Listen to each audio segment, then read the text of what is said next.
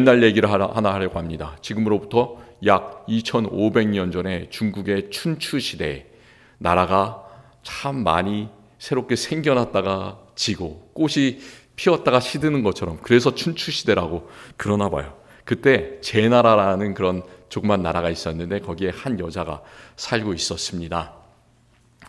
그에게 동쪽에 있는 마을과 서쪽에 있는 마을의 신랑감 두 명이 동시에 청혼을 해왔어요.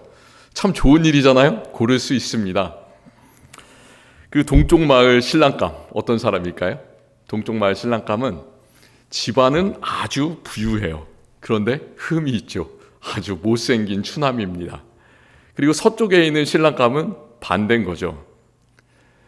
얼굴은 아주 미남인데 집안이 가난합니다. 그래서 그 어머니가 이 여자에게 선택을 하라고 이렇게 얘기를 했습니다. 동쪽 마을로 가고 싶으면 왼쪽 소매를 걷고, 서쪽 마을로 가고 싶으면 오른쪽 소매를 걷어라. 한번 생각해 보세요. 이따가 소매를 한번 걷어보시기 바랍니다. 제가 참고로 2023년에 한국의 통계를 하나 말씀드릴게요. 한국의 그 결혼 정보 회사들이 많이 있지 않습니까? 가장 유명한 그 결혼 정보 회사에서 통계를 발표를 했습니다. 남자가 원하는 배우자의 직업이 무엇일까? 미래의 배우자의 직업으로 30%가 대기업 및 공기업 사원을 들었다고 합니다. 20%는 공무원, 15%는 전문 직종을 들었다고 그래요. 근데 한 가지 참 재밌는 게 뭐냐면, 그보다 더 많은 숫자, 약 35%의 남자들이 일은 어떻게 해도, 직장은 어떻게 해도 상관이 없으니까 뭐가 훌륭해야 되나요? 남자들 보통 이 사람의 외모가 아주 출중했으면 좋겠다 이렇게 얘기를 했다고 합니다. 그게 남자의 마음인가 봐요. 그럼 여자들은 어떨까요? 여자들은 자기가 원하는 그 장래의 배우자감으로 80%가 참 놀라운데 80%가 사자가 들어가는 전문직을 얘기를 했다고 그래요. 그리고 15%는 대기업 및 공기업 사원, 5%는 사업하는 사람을 얘기했다고 합니다. 저는 직업에 뭐가 붙습니까? 사자가 붙잖아요.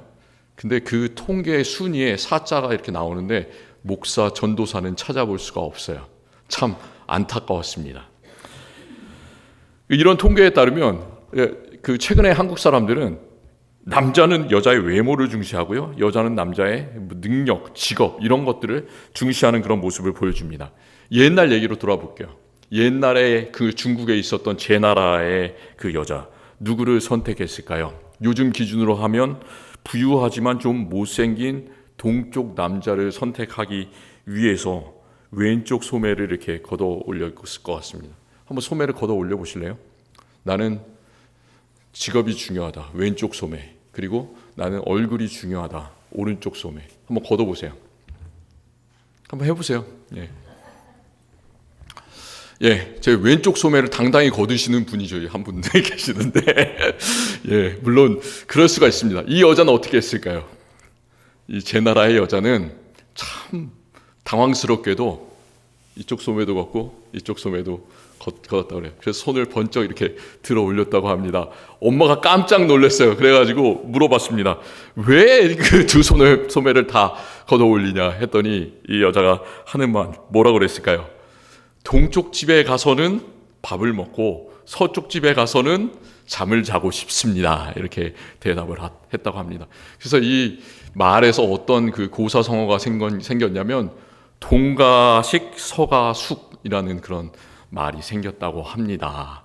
제가 이 얘기를 한 것은 남녀 사이에 편가르기를 하기 위해서도 아니고요, 어떤 직업은 좋고 어떤 직업은 나쁘다 이렇게 편가르기를 하기 위한 것도 아닙니다. 그냥 우스갯소리로 들으셨으면 좋겠는데 그 안에 뼈가 있어요. 요즘 사람들이 하는 그런 모습들을 참 잘 보여줍니다. 요즘 사람들 어떻게 살아갑니까? 내가 원하는 때 이쪽에 이익이 될 것 같으면 이쪽에 다리를 걸치고, 또 저쪽이 이득이 될 것 같으면 저쪽 다리를 저쪽에 걸치잖아요. 참 소위 안 좋은 말로 양다리 걸치기를 잘하는 우리의 삶을 이 이야기는 잘 보여줍니다. 베드로전서 3장에 이런 구절이 있습니다. 너희 마음에 그리스도를 주로 삼아 거룩하게 하고 너희 속에 있는 소망에 관한 이유를 묻는 자에게는 대답할 것을 항상 준비하되 온유와 두려움으로 하고. 우리 그리스도인들은 이래야 되는 사람이에요. 간혹 가다가 예수님을 안 믿는 사람들이 특별히 이렇게 물어볼 수가 있습니다. 당신이 교회를 다니시는데, 그리고 예수님을 믿는다고 하는데 이 성경 전체에서 그 모든 내용을 한 구절로 요약하면 어떻게 말할 수 있겠습니까? 이런 물음을 받는다면 우리 성도님들은 어떻게 대답을 하시겠어요? 우리 이렇게 얘기할 수 있겠지 않습니까? 참 여러 가지 좋은 대답들이 많이 있습니다. 하나님의 사랑과 예수 그리스도의 은혜에 대한 놀라운 드라마다. 얼마나 멋진 대답이에요. 이렇게도 얘기할 수도 있고요. 요한복음 3장 16절을 암송을 하신다면 뭐라고 대답을 하시겠습니까? 이걸 외우시면 돼요. 하나님이 세상을 이처럼 사랑하사 독생자를 주셨으니 이는 그를 믿는 자마다 멸망하지 않고 영생을 얻게 하려 하심이라. 이 안에 하나님의 뜻이 있습니다. 이렇게 얘기할 수도 있고요. 근데 우리가 속된 말로도 얘기를 할 수가 있어요. 오늘 제가 제 나라의 한 여자를 설명을 드렸는데 그 이야기를 우리 성경에 적용시켜서 한번 생각해 본다면 속된 말로 저는 이렇게 얘기를 하고 싶습니다. 성경 전체의 내용은 양다리 걸치기 금지의 내용을 말씀하고 있습니다. 진짜 그래요. 성경의 내용은 우리가 한 길만 가라고 늘 처음부터 끝까지 알려주고 있어요. 예를 들어서 출애굽기 20장에서 1계명부터 4계명까지 하나님께서 이스라엘 백성들에게 모세를 통해서 10계명을 알려주시는데 그 앞에 있는 4개 계명은 다 하나님만을 섬겨라 라는 그런 구절입니다. 1계명, 2계명은 이해가 돼요. 너는 나 외에 다른 신을 내게 있게 말지어다. 2계명은 우상을 섬기지 말아라. 그런 계명이잖아요. 근데 3계명은 뭡니까? 내 하나님 여호와의 이름을 망령되게 부르지 말아라. 왜 그게 하나님만을 섬기라는 말일까요? 사람들이 참 이렇게 잘하잖아요. 하나님의 이름과 세상의 것들을 섞어가면서 부르는 그런 사람들이 있습니다. 하나님으로 된, 심지어 하나님의 이름으로 된 욕도 영어에 너무나 많이 있지 않습니까? 그런 것이 하나님의 이름을 망령되이 부르는 거죠. 또 4계명은 뭡니까? 너는 안식일을 기억하여 거룩하게 지키라 말씀하시는데 왜 이게 하나님만을 섬기라는 그런 명령입니까? 안식일을 누가 제정하셨어요? 하나님께서 만드셨지 않습니까? 세상을 창조하실 때 6번째 날까지 열심히 일하시고 7번째 날에 쉬셨습니다. 왜? 하나님 자신을 위해서 그러셨습니까? 아니잖아요. 사람들을 위해서 그러셨잖아요. 사람들, 너만 쉴 뿐만 아니라 너가 데리고 있는 모든 사람, 모든 육축, 모든 것들이 다 쉬어라. 그것을 위해서 하나님께서 안식일을 정하셨는데 그렇기 때문에 이것은 하나님의 명령을 지키는 것, 하나님만을 따르는 그런 것이 바로 이 4계명의 내용입니다. 모세가 죽은 후에 이스라엘 12지파를 이제 가나안 땅으로 잘 인도해서 12지파에게 땅을 분배해 준 그 사람이 있습니다. 여호수아라는 사람인데 여호수아가 이제 죽기 전에 유언을 남깁니다.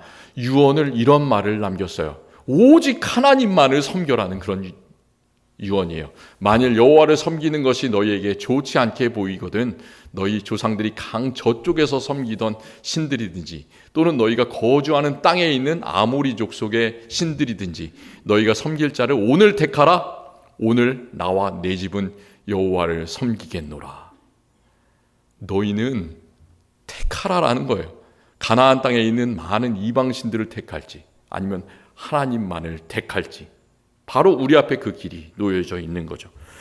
똑같은 말씀을 하나님의 사람 엘리야가 하고 있습니다. 엘리야가 바알과 아세라를 섬기는 그 우상을 섬기는 선지자들 850명과 갈멜산 꼭대기에 올라가서 누가 참신인지를 가려내는 대결을 하는데 거기에 많은 사람들이 함께 모였습니다. 그 앞에 백성들 앞에서 이런 말을 외치죠. 너희가 어느 때까지 둘 사이에서 머뭇머뭇하려느냐. 여호와가 만일 하나님이면 그를 따르고 바알이 만일 하나님이면 그를 따를지니라. 이 말을 했을 때 백성들이 한마디도 대답을 못하는 거예요. 왜 그랬을까요? 그 사람들은 그 당시까지 하나님과 이런 우상들을 겸하여 섬기고 있었기 때문에 무엇이 참 하나님인지 몰랐기 때문에 한 말도 대답을 할 수가 없는 거예요. 신약의 마지막 책 요한계시록에서 예수님께서는 소아시아 7교회에게 경고의 말씀을 해주십니다. 마지막 교회 라오디게아 교회에게 이런 말씀을 해주시는데 이 말씀도 똑같은 말씀이에요. 내가 너의 행위를 아노니 너가 차지도 아니하고 뜨겁지도 아니하도다. 너가 차든지 뜨겁든지 하기를 원하노라. 하나님만을 섬길지 아니면 세상으로 갈지 너희가 선택이 바로 그 앞에 놓여있다 말씀해 주십니다. 왜 하나님께서 계속해서 하나님의 백성들이 하나님 자신만을 섬겨야 된다 이렇게 말씀을 하고 계실까요? 그 말은 하나님을 섬기는 것이 쉽지가 않다는 거예요. 하나님을 섬기는 사람이라도 세상으로 빠져들어가기가 너무나 쉽다는 그런 얘기입니다.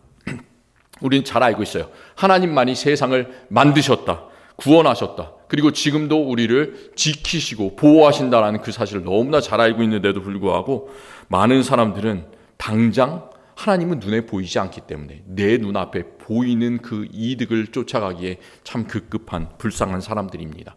오늘 우리가 시편 62편 말씀을 읽었습니다. 우리가 구약 성경에 어떤 말로 쓰여졌는지 아십니까? 우리는 한국어로 성경을 읽고 영어로도 성경을 읽는데 히브리어로 구약 성경이 쓰여졌습니다.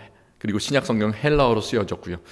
히브리어를 제대로 공부한 적이 없을지라도 이 시편 62편에 나오는 히브리어 단어 2개는 꼭 기억하셨으면 좋겠습니다.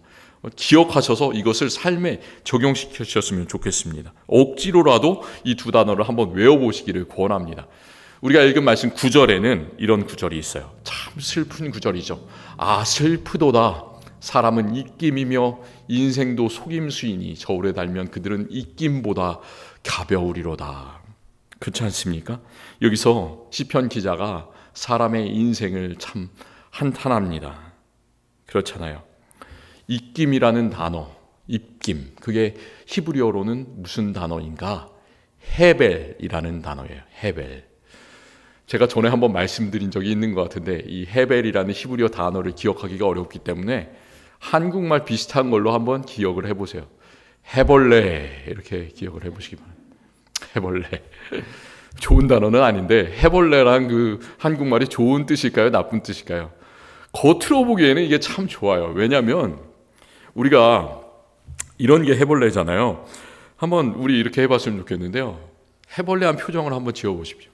기분이 좋아가지고 해벌레 하기 위해서는 입을 일단 크게 벌려야 돼요. 반쯤 입을 벌리고 약간 정신이 나간 것처럼 보십시오. 예, 참 잘하십니다. 예, 우리가 이렇게 해벌레하게 살아가면 참 좋아요. 근데 우리가 실제로 그렇지가 않잖아요. 우리가 나이가 들고 정신을 차리고 똑바로 가고 싶어도 우리의 인생에 힘이 빠지지 않습니까? 그러면은 뭔가 한편으로는 모자라고 넋이 나가서 그런 해벌레한 표정을 지을 수밖에 없잖아요. 우리 인생은 참 그렇습니다. 슬픕니다. 해벌레한 거예요. 우리 한번 입김을 생각해 보시기 바랍니다. 이번 주간에 참 이 알래스카 앵커리지 날씨가 춥다는 예보를 제가 봤는데요. 밖에 나가실 때 오늘 이렇게 입김을 한번 후 밖으로 불어보시기 바라요. 어떤 일이 생깁니까? 입김이 처음에는 이렇게 잘 보이는 것 같잖아요. 근데 공기하고 섞여버립니다. 금방 내 입김이 어디로 날아가는지 알 수가 없어요. 우리 인생은 다 그런 거예요. 저울에 달면 그 입김보다 가벼운 것, 그것이 바로 우리들인 거죠. 해벌레한 인생이 바로 우리들입니다. 그래서 이 히브리어 헤벨이라는 단어는 어떤 뜻이냐? 무상합니다. 입김이다라는 그런 뜻을 가지고 있어요. 우리 인생이 그렇지 않습니까? 그래서 전도서 1장 2절에서 예루살렘의 왕 전도자가 이 사람이 모든 것을 다 가지고 모든 세상에 좋은 것을 다 가진 사람인데 이런 말을 하고 있지 않습니까? 전도자가 이르되 헛되고 헛되며 헛되고 헛되니 모든 것이 헛되도다. 똑같은 단어 헤벨이라는 그 단어를 5번이나 이 구절에서 계속해서 쓰고 있습니다. 어떻습니까? 우리 인생 자체가 입김과도 같고 무의미하기 때문에 인간이 만든 모든 수단들, 그런 것들도 다 무의미한 거예요. 우리 참 세상에 똑똑한 사람들이 많지 않습니까? 똑똑한 사람들이 여러 가지 수단들을 만들어내요. 그렇지만 그것도 결국은 의지할 것이 못 된다는 얘기예요. 어떤 수단들을 사람이 쓰고 있느냐? 오늘 시편 62편에서 10절 말씀에서는 사람들이 인간의 포악에 의지한다. 그리고 다른 사람에게 탈취한 것에 의지한다. 재물이 늘어나는 것에 의지한다. 이런 여러 가지 것들에 의지하는데, 그런 것들도 마찬가지로 사람의 인생 자체처럼 입김과 같고 무의미하다라는 것을 알려주고 있습니다. 그렇다면 우리가 무엇에 의지해야 되겠습니까? 제가 여러분들이 한번 배웠으면 좋겠다는 그런 히브리어 단어를 또 한 가지를 소개해드리고 싶은데, 그 단어가 뭐냐면 참 우리가 외우기가 쉽습니다. 악! 이게요. 악! 한번 해보세요. 하나, 둘, 셋. 악! 악이에요. 악. 악이 뭘까요? 우리가 선과 악을 얘기하지 않습니까? 근데 그 악이 아니에요. 그 나쁜 악이 아니고요. 우리 악이 우리하고 좀 친합니다. 왜 친해요? 우리가 알래스카에 살잖아요. 그래서 주소를 쓸 때마다 뭐라고 써요? 끝에다가 AK라고 약자를 쓰지 않습니까? AK 한국말로 뭐예요? 그 발음 나는 대로 하면 악이잖아요. 악. 우리는 알래스카, 악에 사는 사람인데, 또 우리가 또 한번 이렇게 생각해 보세요. 무거운 걸 이렇게 들어 올려요. 그때 갑자기 저도 이제 좀 나이가 들어서 그런지 허리가 이렇게 뭔가 악 할 때가 있어요. 그때 악 소리가 나지 않습니까? 근데 그 악 소리가 날 때, 우리가 고통을 경험할 때, 막 참 인생이 안 풀리고 그럴 때 악 소리가 나지 않습니까? 그때마다 이것을 기억했으면 좋겠어요. 악이 뭐냐? 그 히브리어로 그대로 적으면 진짜로 AK예요. 그게 뭐냐면, 악이라는 말은 오직, indeed, 정말로라는 그런 뜻을 가지고 있습니다. 시편 62편에서 이 시편 기자가 히브리어 악이라는 단어를 모두 4번에 걸쳐서 계속해서 반복하고 있습니다. 1절에서는 나의 영혼이 잠잠히 하나님만 바라며, 만이라는 말이 바로 악이라는 말이에요. 또 2절에서는 오직 그 만이 나의 반석이시요 구원이시요 요새시다 선포하는데, 오직 그 만이 바로 히브리어 악입니다. 5절에서 또 얘기해요. 나의 영혼아 잠잠히 하나님만 바라라. 하나님만, 악인 거예요. 또 다시 6절에서도 2절 내용을 똑같이 얘기를 하면서 오직 그 만이 나의 반석이시요. 그러니까 우리가 삶에서 참 어려운 일이 많이 있지 않습니까? 그때마다 악 소리를 치면서 나는 누구를 의지해야 된다고요? 오직 하나님만을 의지해야 되는 사람이구나 기억하시기를 바랍니다. 우리는 참 해벌레해질 수밖에 없는 해벨, 무의미한 그런 인생 가운데 살고 있습니다.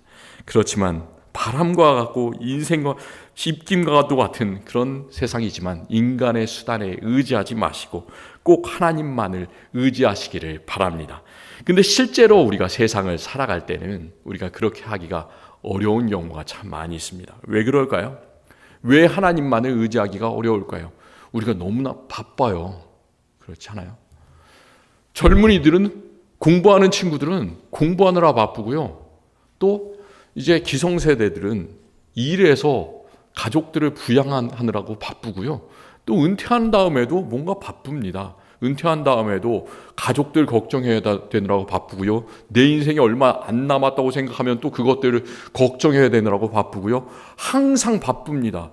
아주 나 할 거 없어, 정말 널널하다 이런 사람은 하나도 없어요. 다 바빠요. 우리는 왜 이렇게 바쁜지 모르겠어요. 그리고 또 오늘 우리가 읽은 말씀의 그 앞에서는 3절과 4절에서 시편 기자를 공격하는 여러 그 악의 세력들에 대해서 나옵니다. 대적 사탄이 우리를 넘어지는 담과 같이, 흔들리는 울타리와 같이 우리를 계속해서 공격해서 넘어지게 하고 있다라고 얘기를 하고 있습니다. 이 울타리가 넘어질 때 생각해 보시기 바랍니다. 자기만 넘어지면 상관이 없는데 그 밑에 사람이 있으면 그것을 같이 이렇게 쓰러뜨리는 거예요. 그것이 바로 사탄이 하는 일이죠. 그리고 또 거짓말로 우리를 저주한다고 말하고 있습니다. 그래서 우리가 하나님을 잘 의지할 수 있을 것 같다 하도, 나는 하나님밖에 없어라고 계속해서 기도하고 의지하다가도 작은 일이 생기면 마음이 수그러지는 거예요. 넘어지는 것이 바로 우리들의 연약한 그런 인생들입니다. 또 생각해보면 가장 큰 어려움이 뭐냐면, 우리는 하나님만을 의지하고 싶어도 어떻게 의지하고 어떻게 하나님을 붙잡고 나가야 되는지를 잘 몰라요. 그것이 가장 큰 어려움입니다. 하나님만을 의지하는 방법을 이 말씀 속에서 잘 배웠으면 좋겠어요. 그리고 우리의 삶 속에 적용하기를 원합니다. 1절에서 나의 영혼아 어떻게 해요? 잠잠히 하나님만을 바라며 이렇게 말씀하고, 5절에서는 더 강력하게 명령형을 써서 나의 영혼아 잠잠히 하나님만 바라라 라고 하고 있습니다. 여기서 공통되는 단어가 뭘까요? 1절과 5절에서 나의 영혼아 어떻게 해요? 잠잠히 라는 게 중요해요. Be still, 가만히 있어라 라는 말이 중요합니다. 요즘 세상에서 가만히 있으면 어떻게 되겠까요? 가만히 있으면 진짜 가만히가 돼요. 다른 사람들이 가만히 있는 사람은 가만히 놔두지를 않습니다. 그리고 뭔가 가만히 있으면 경쟁에서 뒤처지는 것 같고요, 나만 바보가 되는 것 같고 돈도 못 버는 것 같고 낙오자가 되는 것 같습니다. 그게 바로 가만히 있는 것의 특징이에요. 그런데 실제로 세상에서 가만히 있으면 그렇게 되는 것 같지만, 하나님 앞에서는 가만히 있는 것이 가만히 있는 게 아니에요. 가만히 있다라는 말은 어떤 말이냐면, 나는 할 수가 없지만 하나님께서 내 안에서 역사해 주심을 믿으면서 나는 하나님께 나의 자리를 드리겠습니다 라는 경건의 훈련이에요. 바로 그게 가만히 있는 겁니다. 우리가 기도할 때 기도하는 여러 가지 방법이 있습니다. 소리를 질러서 기도할 수 있고, 합심해서 기도할 수 있고, 혼자서도 기도할 수 있고, 여러 가지 많은 기도 제목으로 기도할 수가 있어요. 그중에 침묵 기도라는 기도의 방법이 있지 않습니까? 침묵 기도는 내가 소리 질러서 기도하는 그 내용을 똑같이 머릿속에서 마음속에서 그렇게 속으로 기도하는 것, 그것만이 침묵 기도가 아니라요, 진짜로 가만히 있는 것이 침묵 기도입니다. 어떻게 하는 것이냐면, 가만히 있으면서 하나님께서 내 안에서 역사해 주셔서 진정으로 나를 사용하여 주시고, 내가 할 수 없는 것을 하나님께서 해 주십시오. 그렇게 나의 마음의 보좌를 하나님께 내어드리는 그 훈련을 하는 것, 그것이 바로 침묵 기도예요. 내가 기도할 수 없을 때 가만히 계시기를 바랍니다. 가만히 기도하시기를 바라요. 침묵으로 기도하는 그런 시간들을 꼭 가지시기를 바랍니다. 하나님의 음성을 들으시기를 바랍니다. 그때 하나님께서 역사를 꼭 해주심을 믿으시기를 바랍니다. 모세가 진짜로 그랬어요. 400년 동안 노예 생활을 하던 이스라엘 백성들, 얼마나 그 해방이 간절했겠습니까? 그래서 하나님께서 계획을 세우시고 모세 80세 된 그 사람을 세우셔서 하나님께서 10가지 재앙을 그 땅에 일으켜 주시고, 이제는 진짜로 이스라엘 백성들을 데리고 나오시는데 어떤 일이 생깁니까? 앞에는 홍해 깊은 바다가 가로막혀 있습니다. 뒤에는 다시 마음을 되돌린 그 바로 왕이 정예 부대들을 보내가지고 이스라엘 백성들을 치려고 합니다. 앞에는 바다, 뒤에는 군대. 어떻게 갈 수가 있겠습니까? 사람들이 불평을 하기 시작하죠. 왜 우리를 이 광야로 데리고 나와서 죽여 죽게 만드냐? 거기 있었으면 좋았을 텐데. 이게 바로 사람들의 말이죠. 그때 모세가 뭐라고 얘기합니까? 여호와께서 너희를 위하여 싸우시리니 너희는 가만히 있을지니라. 출애굽기 14장 14절 말씀입니다. 이것을 모세가 하나님의 음성을 듣고 나서 말씀했을까요? 듣기 전에 말씀했을까요? 듣기 전에 얘기를 했어요. 듣기 전에 이 얘기를 하자마자 하나님께서 음성을 들려주시는 거예요. 그래서 뭐라고 하시냐면, 너가 가지고 있는 지팡이를 바다로 내밀어서 바다가 갈라지게 하라. 그 지팡이에 힘이 있습니까? 그 지팡이는 마른 지팡이에요. 아무것도 아니에요. 우리의 손, 마른 손이에요. 아무것도 아닙니다. 그런데 우리가 손을 내밀 때 하나님께서 역사를 하시는 거예요. 하나님께서 움직이시는 겁니다. 그래서 그 마른 지팡이를 내미는 순간에 진정으로 그런 기적이 일어납니다. 홍해 바다가 갈라져서 백성들이 바다 가운데 마른 땅으로 건너게 되고 뒤에서 쫓아오는 바로의 군대는 몰살할 수밖에 없습니다. 가만히 있어 하나님께서 일하심을 바라볼 때 생기는 놀라운 기적들을 한번 보시기를 바랍니다. 시편 62편 1절에서 시인은 그가 구원받은 사람이라고, 나의 구원이 그에게서 나오는도다, 이렇게 확신하고 있습니다. 우리 성도님들 구원을 받으셨습니까? 구원을 받으셨어요? 우리는 모두 다 구원의 확신이 없을 수는 있어도 구원받은 사람들입니다. 기억하시기를 바랍니다. 나는 구원받았다 선포하시기를 바랍니다. 흔들리지 마시기를 바라요. 하나님께서는 이미 우리에게 구원을 주셨습니다. 이미 천국에서 우리의 자리가 보장되어 있습니다. 어떤 일이 있어도 보장되어 있어요. 그런데 그 구원받은 사람에게도 고통이 따라오죠. 넘어지는 담과 같이, 울타리 같이 그런 여러 가지 시련들이 찾아옵니다. 그렇지만 그 모든 시련들을 견디고 나면 어떤 일이 있냐?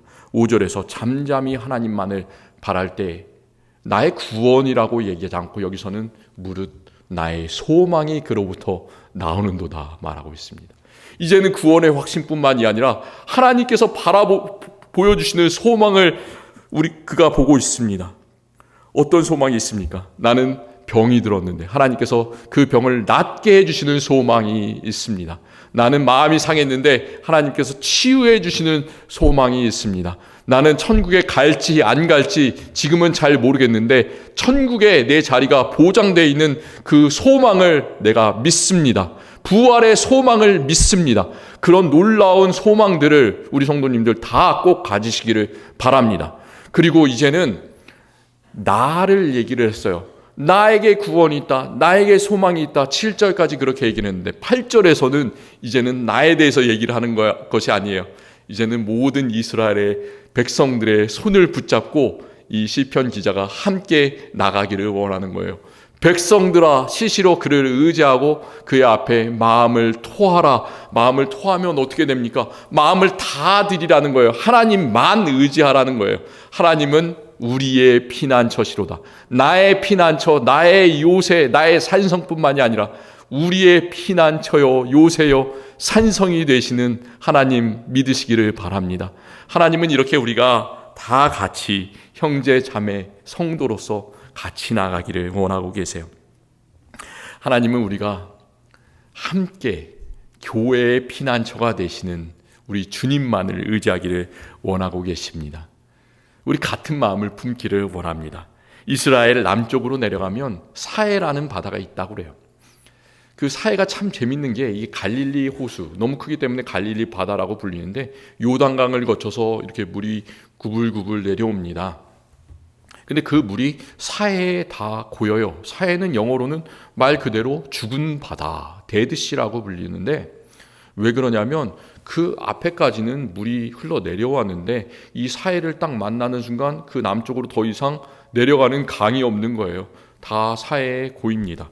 그래서 거기서 날씨가 뜨겁잖아요. 사막 지방이잖아요. 그래서 증발이 물이 참 빨리 된다고 합니다. 그렇기 때문에 그 물이 수위를 유지를 하는데